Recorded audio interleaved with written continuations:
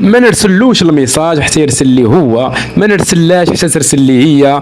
ندخل البروفيل ديالها ونبقى نراقبه ونراقبها، ندير ستاتيو نكلاشي فيها ان صح التعبير، ونعبر عن المشاعر اتجاه ولا الغضب ديالي اتجاه داك الشخص في ستاتيو، وندخل نشوف واش شافهم، وهو يدخل عاوتاني مخزون باش يشوف ستاتيو باش ما يبانش بلي راه شافهم. ومالكم على حالتكم على هاد اش هاد اللعب الدراري الصغار.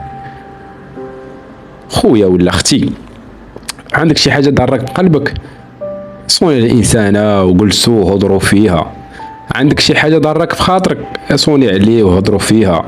داكشي اللي غديرو في ستاتي باش يشوفوا هو، هضري معاه مباشره وعبري وخرجي داكشي مباشره، ماشي حتى في التليفون. وحطوا النقاط للحروف، سواء كنتو في علاقه جديه علاقه غير جديه، داكشي ديالكم نتوما. المهم حاولوا انكم تكبروا وترقاو شويه بالتفكير، وما تخليوش التباعد ديالكم بين جوج الناس في علاقه، ما تخليوش الوقت ولا الفراغ يقتل العلاقه.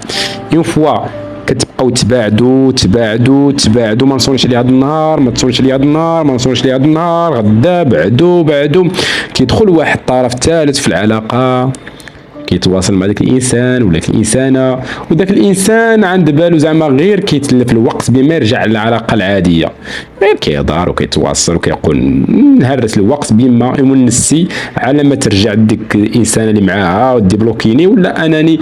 وهي كذلك حتى هي دايره غير صديق ودايره صديقه، على انا جداد تعرفوا هذا الشيء كنهضر.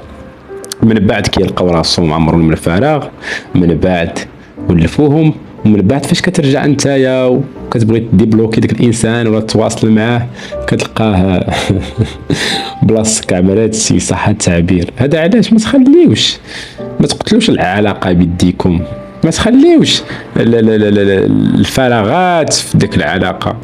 يا تكونوا في علاقه ديما يا تفارقوا، كل واحد يمشي لقنت. حاولوا انكم ترقاو بالعلاقه، تكون رقي في العلاقه. كاين علاش هاد التبرهيش وهاد الدراري الصغار، هادشي كنسمي انا ديال الدراري الصغار واعتذر. تعالوا لي فراسكم.